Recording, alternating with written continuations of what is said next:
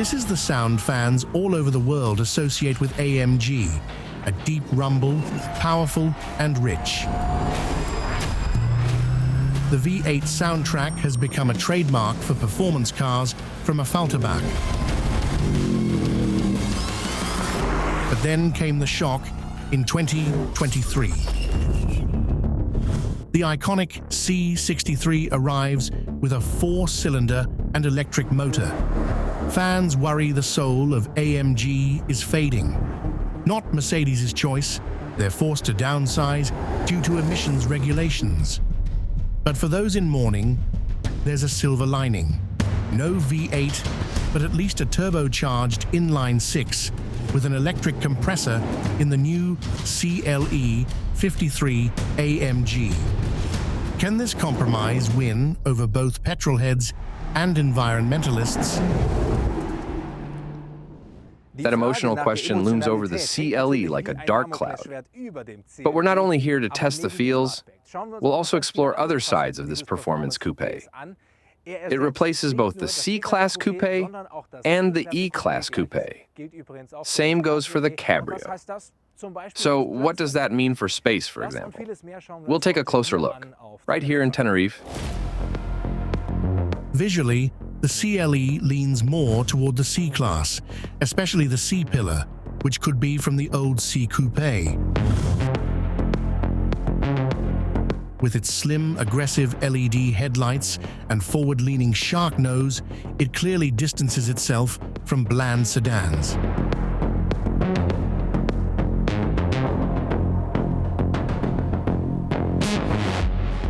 At 4.85 meters long, it's 10 centimeters longer than both the current C-Class and the last C63 Coupe, and even 2 centimeters longer than the last E53 Coupe.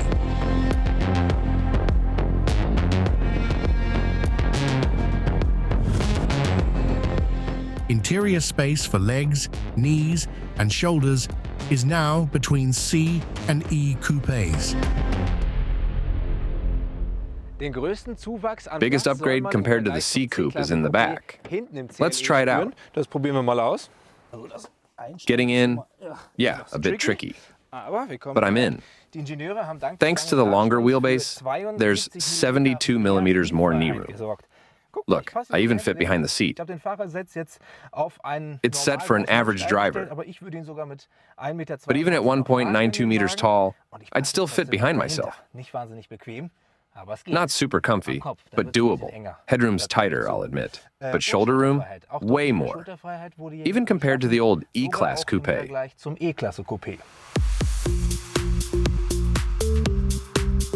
The dashboard is mostly taken from the new C-Class.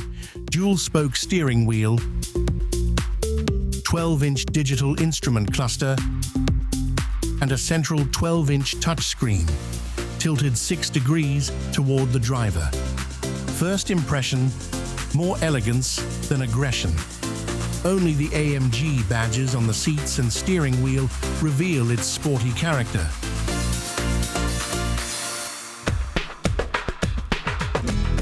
But the CLE 53's real performance side doesn't show until you hit the road.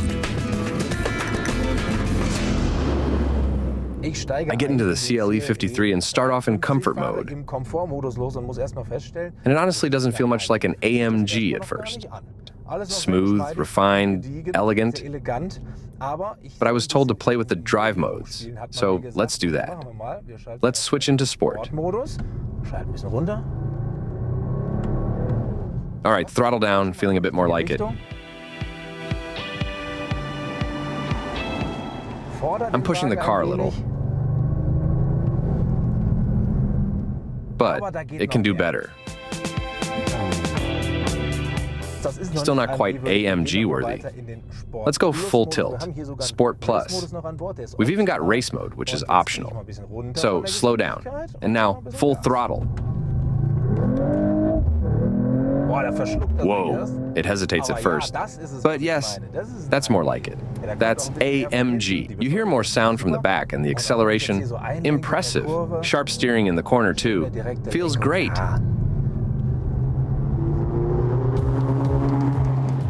The CLE 53 doesn't explode off the line, but its strength lies in finesse. An electric compressor preloads the turbo for instant punchy response. Top speed is 250 kilometers per hour, but with the AMG driver's package, it can hit 270.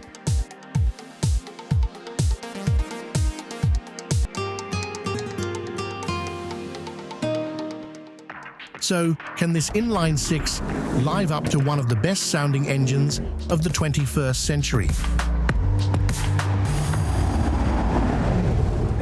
Thinking back to the 2010s, when AMGs still had beefy V8s, those sounded incredible.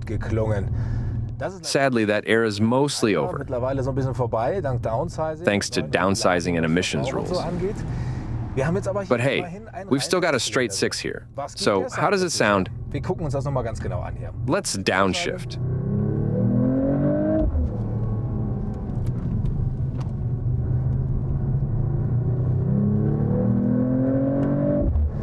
You know what? It's not bad. Deep, rich, sporty, elegant even. But let's be real. It can't match the old AMG V8s.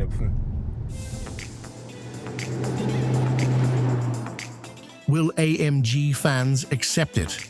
Well, given that every brand is toning it down in the age of filters and EVs, they might not love it, but they'll probably live with it.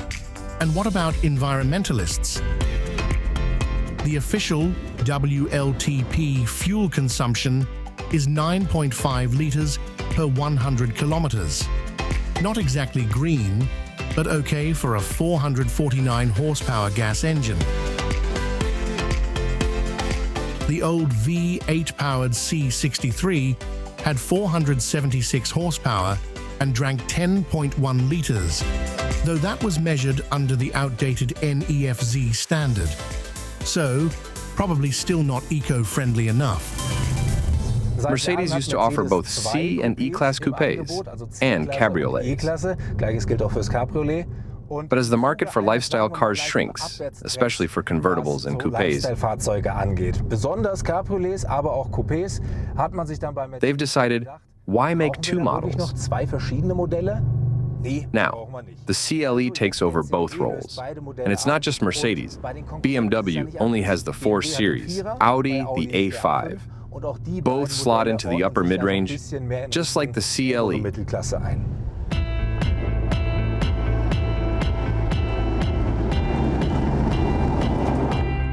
That's changing again with Audi's new A5. It'll be a wagon and sedan, essentially replacing the A4.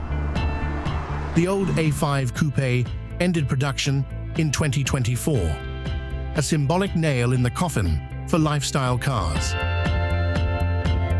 That leaves the BMW M4 with 480 horsepower as the CLE 53's fiercest rival, starting at 97,000 euros, 5,000 more than the Mercedes.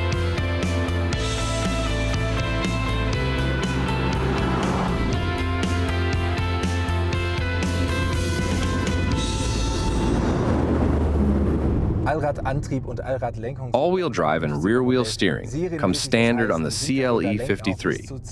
The rear wheels can turn up to 2.5 degrees. Not mind-blowing compared to an S-Class, but still handy for tight corners and easier parking.